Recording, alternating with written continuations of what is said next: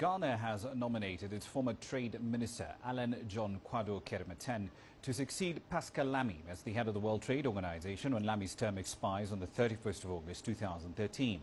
Kyerematen becomes the first official candidate nominated for the post after much speculation since he won the backing of the African Union earlier this year. Trade diplomats have suggested that the job should go to an African, a Latin American or a Caribbean candidate. But Lamy says there's no system of rotating the jobs between countries or regions for that matter, and the successor has to be picked on the basis of his or her competence. Other names tipped for the job include New Zealand's Trade Minister Tim Grosser, Brazil's ambassador to the WTO Roberto Azevedo, Costa Rica's Trade Minister Annabel Gonzalez and South African Trade Minister Rob Davies. Applications must be submitted before the end of the year. Still in Ghana, Africa's fastest growing economy is looking towards putting forward maintaining a growth rate of at least 8% over the next 4 years.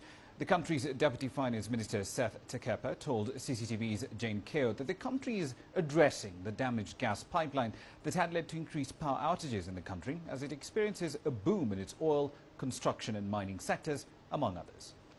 The electricity company has been rationalizing, so certain parts of the country experience power outages, and either because the gas supply was insufficient, and therefore we could not generate as much power, and that affected industry. So that is the main thing that is likely to affect growth, because industry has not produced that much, export is not producing, to the optimum because of that disruption.